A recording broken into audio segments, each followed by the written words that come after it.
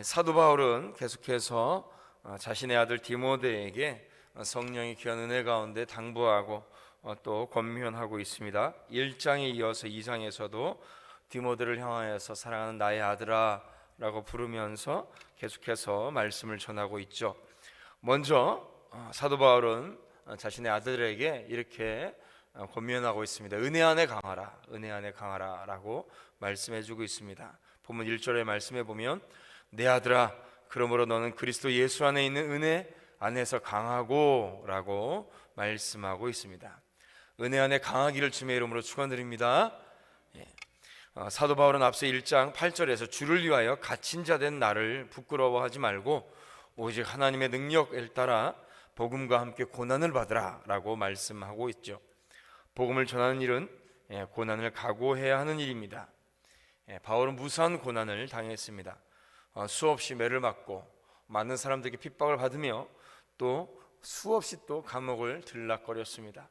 또다시 감옥에 갇혀있는 바울, 이제 생의 마지막을 향해서 달려가고 있죠. 어떻게 될지 알 수 없는 상황입니다. 바울뿐만 아니라 당시 사역자들은 고난이 일상이었습니다.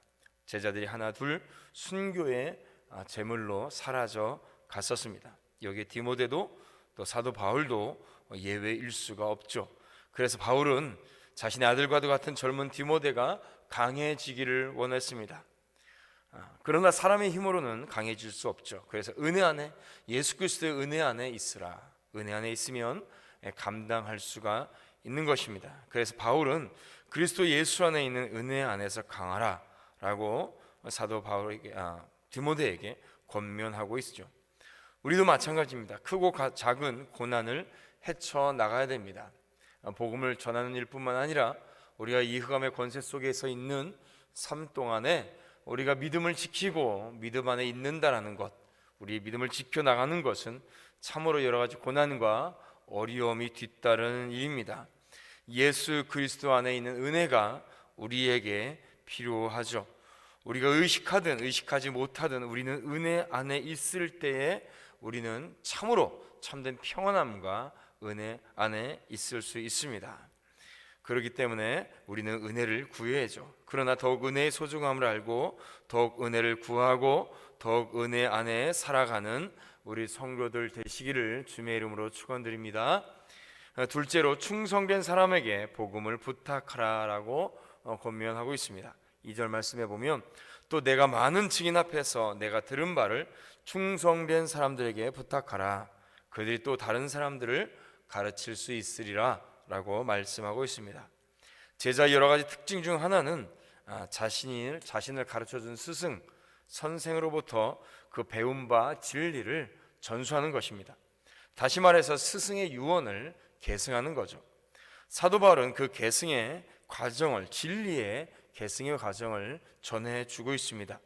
맨 처음 사도 바울에서 그 다음 디모데에게, 그리고 또 디모데는 충성된 사람들에게, 또 충성된 사람들은 다른 여러 믿음의 사람들에게 예수 그리스도의 복음을 전하는 것이죠.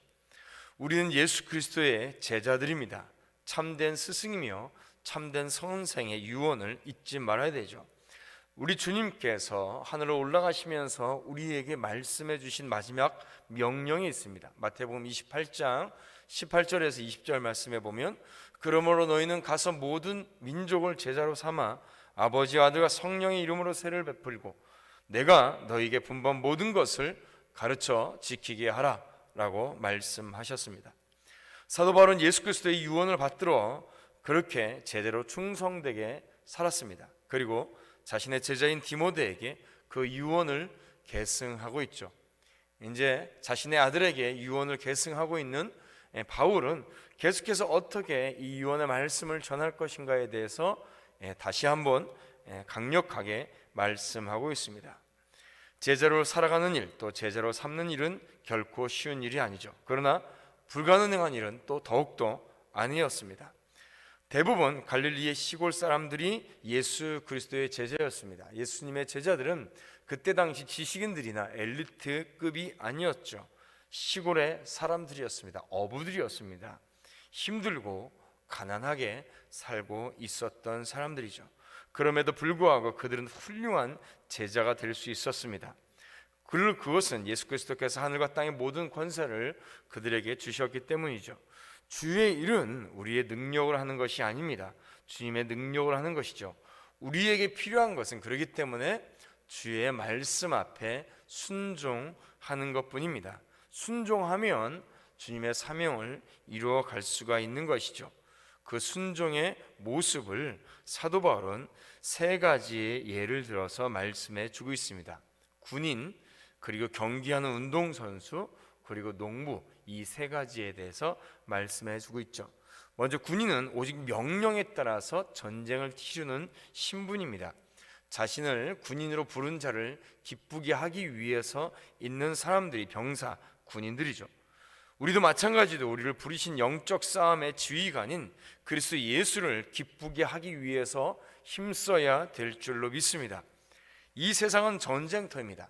사탄은 끊임없이 우리를 공격하며 유혹해 오고 있습니다.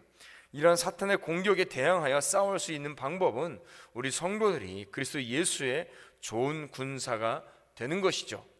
예수 그리스도의 명령에 순종하며 하나님을 기쁘시게 하는 자가 되어야 되는 것입니다.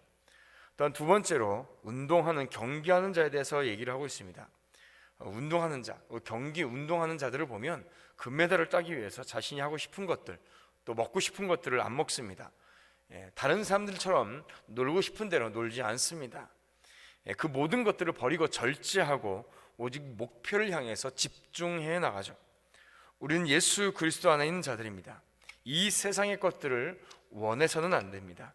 이 세상의 것들을 따라가서는 안 됩니다. 이 세상의 것들을 먹고 마셔도 안 됩니다. 세상과 같이 살고 또 세상과 같이 모든 것들을 누리면서 살고 싶은 마음으로 살아서도 안 됩니다. 예수 그리스도 안에 절제하며 그 모든 세상의 것들을 버려야지만이 참된 예수 그리스도의 말씀 앞에 순종하며 그 목표를, 믿음의 삶을 이루어 나갈 수가 있는 것이죠. 또는 우리 예수 그리스도 안에서 우리는 또한 농부입니다. 시편 126편 5절 6절 말씀에 보면 우리가 잘 아는 말씀이 있습니다. 눈물을 흘리며 씨를 뿌리는 자는 기쁨으로 거두리로다. 울며 씨를 뿌리러 나가는 자는 반드시 기쁨으로 그 곡식단을 가지고 돌아오리로다. 제가 많은 경험을 가지고 있지 않지만은 직장 생활을 하는 일은 사실 쉽지 않습니다. 그러나 그 모든 일 중에서 참 농사를 짓는 일만큼 힘든 일도 없지 않을까라는 생각을 많이 합니다. 태양빛에서 또는 추울 때도 이 땅의 소출을 얻기 위해서 많은 일들을 하죠. 이 쌀밑자를 번역해서 보면 88이라는 그런 숫자가 나옵니다. 쌀 한 토를 얻기 위해서 그 사람이 쌀 한 토를 얻기 위해서 88번의 수고를 하지 않으면 쌀 한 토를 얻지 못한다는 의미를 가지는 것이 쌀밑자죠. 농사를 지르는 일이 정말로 힘든 일입니다. 그것 마찬가지로 예수 그리스도의 복음을 위해서 살아간다는 것은 이 농부에게 비유한다는 것은 그만큼 쉽지 않다라는 것을 말씀해 주고 있습니다.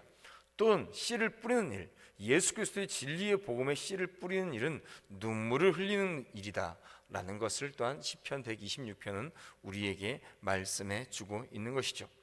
하나님은 우리에게 각자의 예수 그리스도의 복음의 소임을 맡겨 주셨습니다. 그러나 심지 않으면 거둘 수가 없습니다. 심고 거두는 법칙은 하나님께서 이 땅의 피조물에게 세우신 법칙이며 또는 영적인 법칙이죠. 우리는 영원한 것을 위해서 일해야 됩니다. 썩어질 양식을 위해서가 아니라 썩지 아니할 영원한 양식, 즉 예수 그리스도의 진리의 복음을 위해서 일할 수 있는 성도들이 되어야 될 줄로 믿습니다. 농부와 같이 성실하게 땀을 흘리며 수고할 수 있어야 되죠.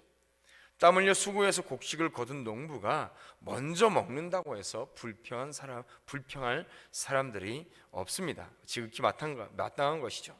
영적으로도 신실하신 하나님께서 수고한 영적 농부에게 반드시 그 상급을 주실 줄로 믿습니다. 우리에게도 바울과 같이 선하고 거룩하고 영원한 목표가 있습니다.